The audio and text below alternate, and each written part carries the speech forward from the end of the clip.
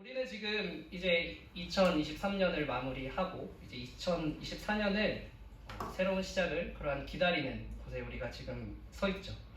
그리고 많은 사람들이 이 새해를 맞이하기 전에 작심을 합니다.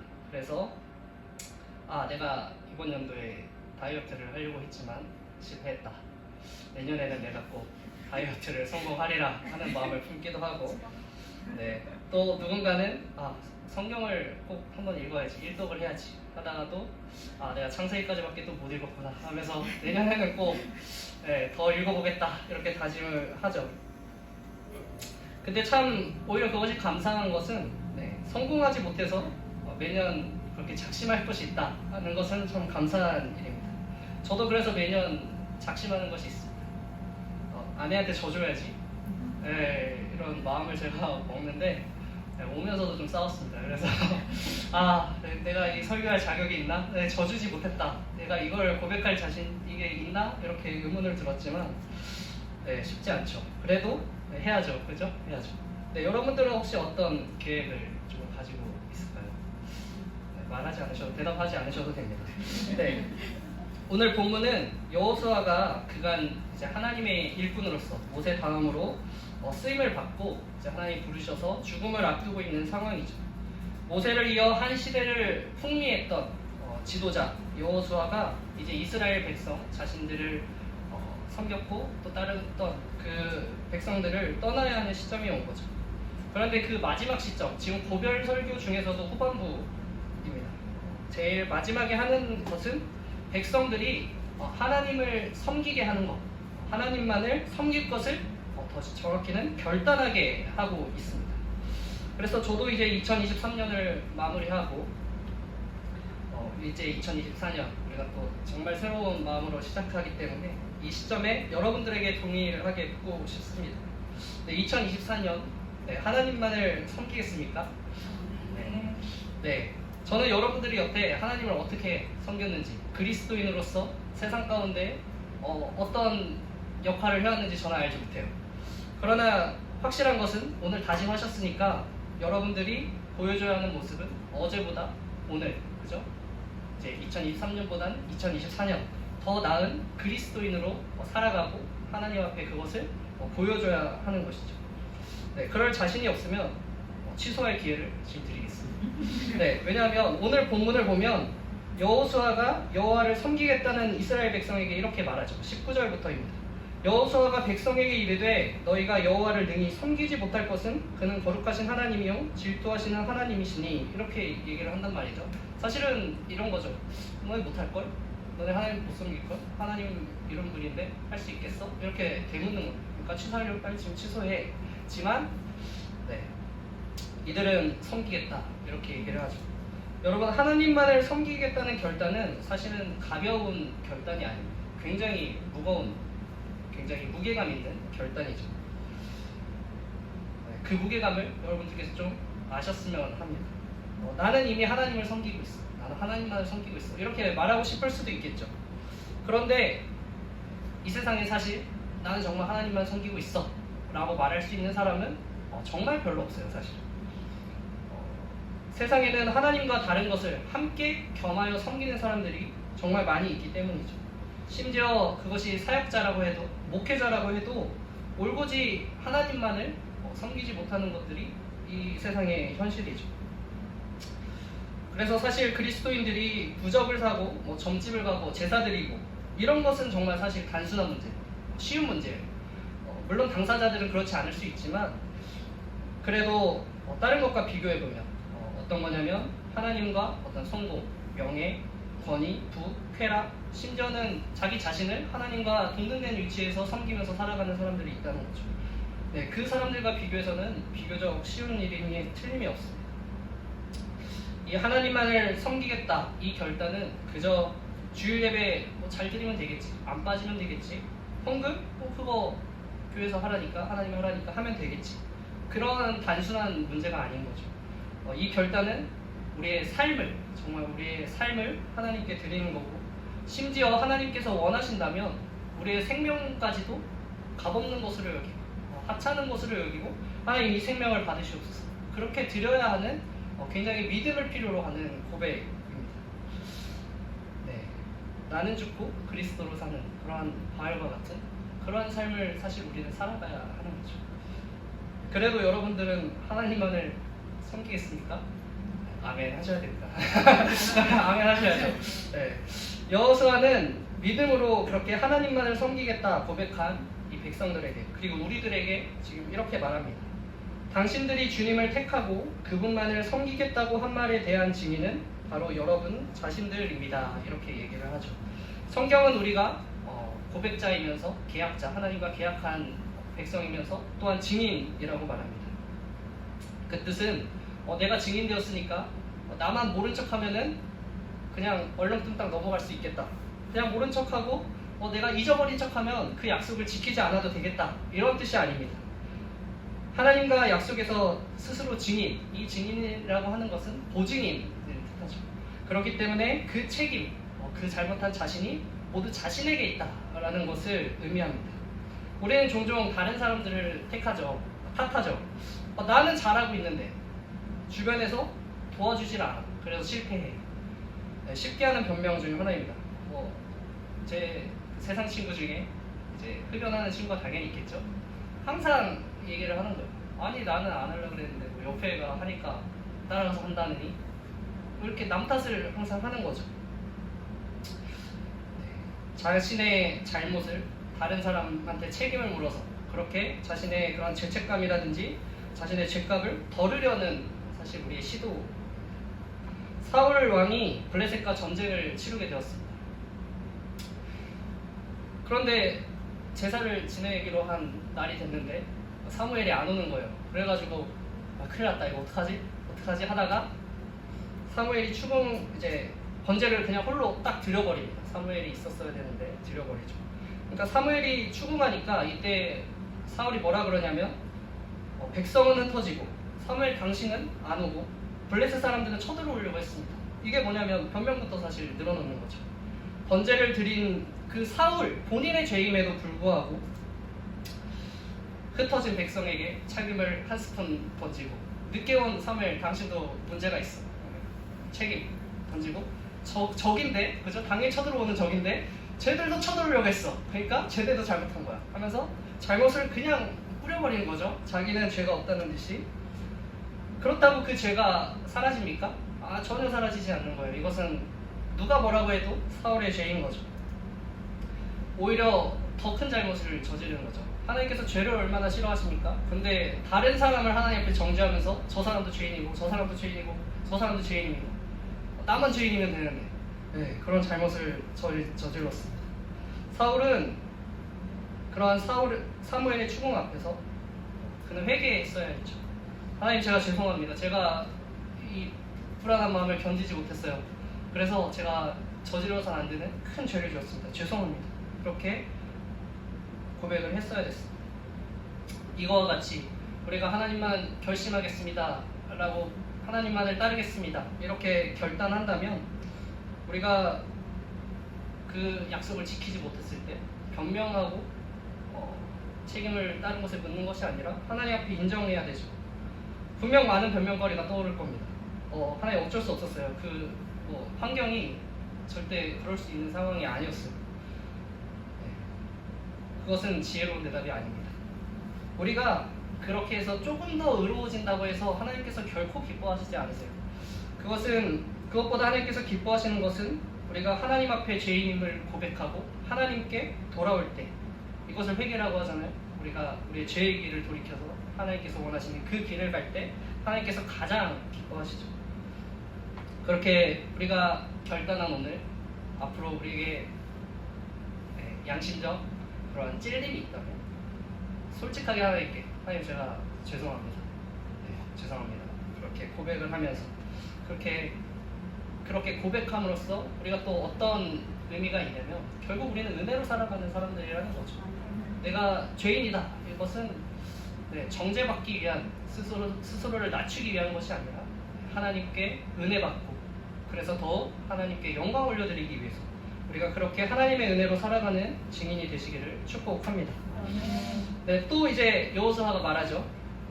그러면 이제 당신들 가운데 있는 이방 신들을 내버리고 마음을 주 이스라엘의 하나님께 바치십시오. 이렇게 얘기를 합니다. 이것은 우리가 결단했다면 즉각적으로 행해야 된다라는 것을 의미하죠. 하나님께 결단한 그 순간이 우리가 변화해야 하는 바로 그 시점입니다. 이제 예수님이 사역을 시작하면서 제자들을 딱 컨택해서 부르기 시작을 하십니다. 갈릴리의 변에 어부인 두 형제를 부르거든요. 베드로와 안드레를 보고 야, 따라와라. 내가 너희를 사람을 낚는 어부가 되게 해주겠다. 이렇게 하면서 제자들을 불러 모은단 말이죠. 그때 이 제자들이 어떻게 할까요? 그들이 곧 그물을 버려두고 예수를 따르니라. 이렇게 말해요. 이게 결단인 거죠. 예수님, 나 부모님만 좀 만나고 올게요. 내가 작별 인사를 좀 해야겠어. 혹은 예수님 그래도 이 배와 그물 혹시 모르니까 또 쓸 수도 있잖아요. 제가 좀 정리를 좀 하고 따라가면 안 될까요? 네, 이렇게 하지 않는 거죠. 그냥 버려두고 따라가는 거예요. 그리고 세리 마태도 마찬가지입니다. 세간에 앉아있는 마태에게 나를 따르라 하니까 그냥 이렇게 일어서는 거죠. 예수께서 그곳을 떠나 지나가시다가 마테라 하는 사람이 세간에 앉아있는 것을 보시고 이르시되 나를 따르라 하시니 일어나 따르니라. 네, 결국 이 믿음의 결단, 즉각적인 반응, 이것을 통해서 이들의 삶이 얼마나 놀랍도록 변하는지 우리가 성경을 통해서 보게 되는 거죠. 그들의 그 결단을 통해서 결국 하나님께서 하나님의 나라를 이루어가고 확장시키는 데 사용하는 것을 보게 됩니다. 이 믿음의 결단은 어리석어 보이죠, 사실은. 단지 이 시대이기 때문에 자신의 것을 다 내어버리고 따라가는 것이 어리석어 보이는 것이 아니라 이 베드로, 안드레, 마테 이 사람들의 결단도 그 주위 사람들은 결코 지혜롭다. 와, 진짜 어떻게 저런 멋있는 선택을 할 수 있지? 할 수 있지 않았다는 거죠. 다 누구나 저 왜 저래? 저 미친 거 아니야 저거? 저거 무슨 생각으로 저럴까? 답이 없다. 미래가 없다. 다 이렇게 생각을 했죠. 네, 그러나 그것이 가장 지혜로운 결단이었습니다. 우리가 많은 젊은 사람들이 세계 여행을 꿈꾸잖아요, 그죠? 특히 요즘은 또 이렇게 이런 거, 그죠? 그런 사람들 때문에 굉장히 사실 흔하게 또 접할 수 있죠. 네, 근데 왜 많은 사람들이 세계 여행을 떠나지 못해요? 마음만 먹고, 그죠? 실행하지 않잖아요. 근데 그 사람들은 어떻게 했냐면 그냥 비행기표 끊고 퇴사하고 그 장비들 뭐 그런 걸 사서 그냥 결단하면 행하고 네, 진행시키는 거예요. 그래서 그들이 떠나게 되었죠. 네, 지금의 유명한 사람들이 되었죠. 마찬가지로 그 사람들도 처음에는 뭐 대단하다 이런 얘기는 들을 수 있죠. 와, 어떻게 그 꿈을 실현할 수 있어? 라고 하지만 속마음은 뭐예요? 아유, 저거 뭐 먹고 살려고 저래? 약간 이런 생각이 당연히 들지 않겠습니까? 도대체 저희는 미래를 어떻게 꿈꾸고 있지? 저게 돈이 되나? 그 당시에는, 그죠? 지금이야 당연히 유튜브 돈 되는 거 알겠지만 다 그렇게 생각을 하죠. 우리가 받아야 될 시선이 사실은 그러한 시선인 거죠. 그들이 받았던 시선이 사실은 우리 그리스도인들이 받아야 되는 시선입니다. 쟤는 어쩌려고 저렇게 하나님한테 빠져서 사는 거야 저거? 저 미래가 있겠어? 저거 왜 교회 왜 이렇게 열심히 가? 저거 뭐 교회 간다고 스펙이 쌓여? 뭐 돈 더 잘 벌 수 있어? 네. 하나님께서 만약에 그런 평가를 여러분들이 받는다면 결국 그런 평가들 하나님께서 다 부끄럽게 만들어 주실 거랍니다. 지금 이 땅에서 부끄럽게 안 해주신다고 할지라도 결국은 우리가 이 땅을 떠나서 하나님 나라에 가서는 결코 그들은 우리를 부러워할 수밖에 없어요. 네. 그렇죠? 네, 그렇습니다. 네, 우리의 결단이 그저 입술로 고백하고 그치는 것이 아니라 하나님 기뻐하시는 삶, 그 시작점이 되기를 축복합니다. 네, 그리고 여호수아가 뭐 할까요? 네, 마지막으로 마지막 절에 율례와 법도를 제정합니다. 네, 여호수아는 율례와 법도를 통해 하나님만 따르기로 결단한 이 이스라엘 백성들에게 사실 가이드라인을 이제 제시해 주는 거예요. 율례와 법도가 없다면 각자 자기 옳은 대로 하나님을 따르고 섬기게 되는 거죠. 어쩌면 자신이 드릴 수 있는 최고의 예배다 하면서 그 당시 이방 신들을 경배할 때 사용됐던 인신 제물이죠. 사람을 갖다 바치는 제물을 드렸을지 모르고 또 반대로 나는 매일 마음으로 하나님을 예배해 이렇게 하면서 안식일을 지키지 않는 그러한 서로 다른 극단적인 모습으로 발전할 수 있겠죠. 네, 변질될 수 있다는 말입니다. 이 가이드라인을 통해서 이스라엘 백성들은 스스로가 결단한 대로 잘 살고 있는지 잘못된 길로 가고 있는지 확인할 수 있습니다. 그리고 더 좋은 역할이 있는데 그것은 이 백성들이 동일하게 지키는 이 가이드라인을 통해서 결국 공동체의 질서가 세워진다는 거죠. 질서가 자연스럽게 함께 지켜가면서 세워지게 됩니다. 교회라고 하는 것은 마찬가지로 사람이 각자 자기의 소견에 옳은 대로 행하는 것이 교회가 아니고 마음을 같이하여 같은 사랑을 가지고 뜻을 합하여 한 마음을 품고 그렇게 그런 것이 교회라고 이제 성경은 기록되어 있죠. 저는 여러분들과 좀 직분에 대한 질서를 세우고 싶습니다. 네, 직분에 대한 질서를 좀 세우고 싶습니다. 장로님 계시죠? 네, 장로님. 네, 모든 예배에 참석해 주시기 바라고. 네, 안수 집사님 또 권사님은 주일 예배만 참석하는 것이 아니라 수요 예배도 좀 참석을 하시기 바랍니다.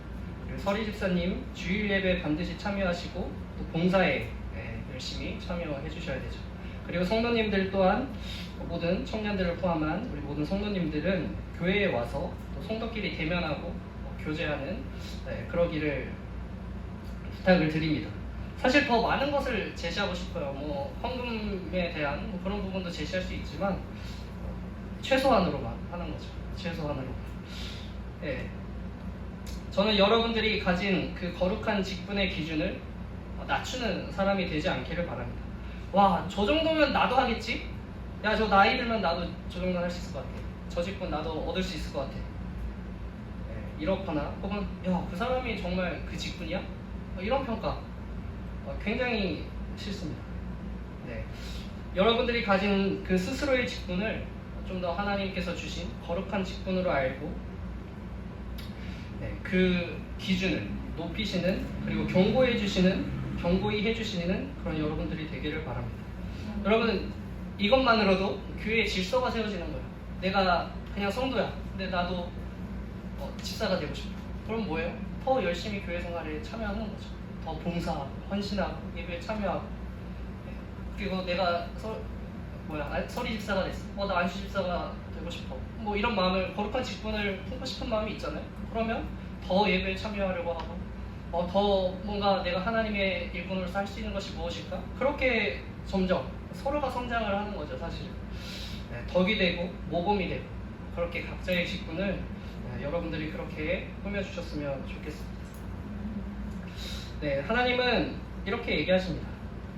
하나님은 무질서의 하나님이 아니시오라고 이렇게 기록이 되어 있고 또 모든 것을 품위 있게 하고 질서 있게 하라 이렇게 말씀을 하고 있죠.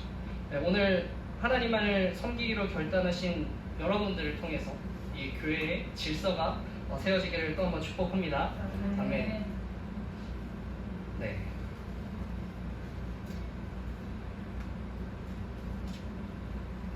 아닙니다. 계속하겠습니다. 12시가 다 되어가지고 제가 원래 광고 시간에 맞추려고 그랬는데 네. 계속하겠습니다. 네, 이게 제일 중요해서 그래요. 마지막이 중요하잖아요. 그죠? 여러분, 어떤 사람이 결단할 수 있습니까? 어떤 사람이 하나님 앞에 하나님만을 섬기겠습니다 이렇게 결단할 수 있을까요? 우리는 어떻게 결단할 수 있죠? 강압적으로 했나요? 아니죠? 네, 은혜를 아는 사람이기 때문에 할 수 있어요. 하나님의 은혜를 아는 사람이 결단을 할 수 있습니다. 17절, 18절을 보면 이 백성들이 자신이 받은 은혜들을 고백을 해요. 그러니까 자신에게 함께 하신 하나님을 고백을 합니다. 은혜를 알았기 때문에 이들은 이스라엘 민족은 하나님 앞에 결단할 수 있었습니다. 그런데 이 은혜를 어떻게 깨달았을까요? 자기가 잘나서 깨달았을까요? 하나님을 계속 묵상했기 때문에? 아니요, 하나님께서 깨달음을 주셨기 때문에 이들은 깨달을 수 있었습니다.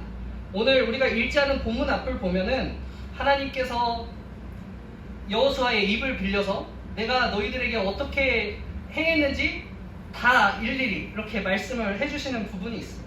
그렇게 선포하심으로 말미암아 그들이 내가 이 하나님으로 말미암아 여기까지 왔구나, 이 땅을 취했구나 알고 깨닫고 결단을 하게 되는 것이죠. 이 이스라엘 백성 절대 지혜롭고 정말 겸손한 민족 아닙니다. 이렇게 말하면 되는지 모르겠지만 그런 민족 아닙니다. 아시잖아요? 그 이집트를 탈출해놓고 그죠? 다 봤단 말이에요. 거기에 어떤 재앙이 내리는지, 물이 어떻게 갈라지는지 아 지금 눈을 보면 아침에 이게 텐트 딱 열고 나오면 구름 기둥 있고 불 기둥 있어요. 그런데도 예, 아유 물이 없어서 죽겠습니다. 불평불만하고 아 이거 만나 지겨워서 못 먹겠습니다. 고기 주십시오 고기. 나 이집트 가서 돌아가서 그 많은 야채랑 그런 거 먹으랍니다. 이런 민족이란 말이죠. 절대 그들은 스스로 깨달을 수 있는 민족이 아니었습니다. 근데 그것이 비단 이스라엘의 문제만은 아니라 그게 누구의 문제예요? 바로 우리 인간의 본성이고 인간의 문제입니다. 우리가 살아가면서 결코 하나님께서 우리에게 주신 은혜를 전부 깨닫지 못해요. 지금 이 순간에도 하나님의 은혜는 뭐 100개, 1000개, 10,000개 몰라요. 우리가 셀 수 없을 만큼 은혜가 지금 우리 가운데 임하고 있지만 우리는 우리가 알고 보고 듣는 것밖에 깨닫지 못한다는 말이죠. 심지어 그것뿐입니까? 우리가 어제 은혜를 입었어도 오늘 돼서 까먹고 잊어버리고 불평하는 게 사람이란 말이죠. 어제는 하나님 감사합니다 했다가도 오늘 하나님 왜 그러십니까 하는 게 이게 사람이란 말이에요. 그렇지만 우리가 그런 모든 은혜 깨달을 수 없지만 한 가지 잊어서 안 되는 그런 은혜가 있어요. 한 가지 잊어서 안 되는 은혜. 네, 그것은 나를 향한 그리고 이 교회를 향한 그리고 온 세상을 향한 예수 그리스도의 죽으심 그 구원의 은혜와는 어떤 일이 있어도 내가 누가 이 교회에서 상처를 받았어도 우리 예수님의 은혜는 까먹으면 안 되는 거예요. 나를 위해 죽었다. 네. 어떤 믿는 사람이 여러분들에게 마음의 상처, 뭐 해를 입혀도 네, 오히려 믿는 자가 그렇잖아요. 더 상처 주잖아요. 근데 그 은혜는 잊으면 안 되는 거예요. 네, 내가 이 예수 믿는 사람한테 상처받았다고 해서 예수님이 나를 위해 죽으셨어. 이 은혜를 네, 잊으시면 절대 안 됩니다.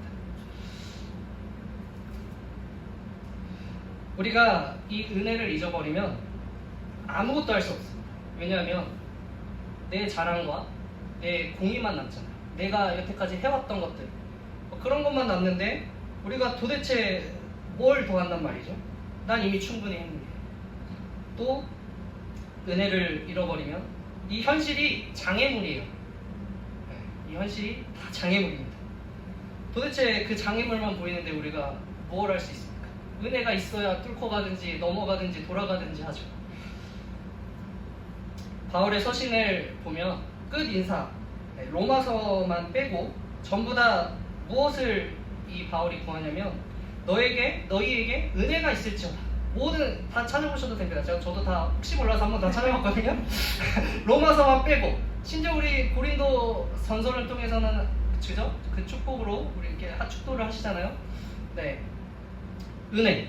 네, 여러분 은혜 그 은혜가 모든 것을 가능하게 하는 겁니다. 우리 새소망교회도 오늘도 은혜로, 내일도 은혜로 살아갑시다. 아멘.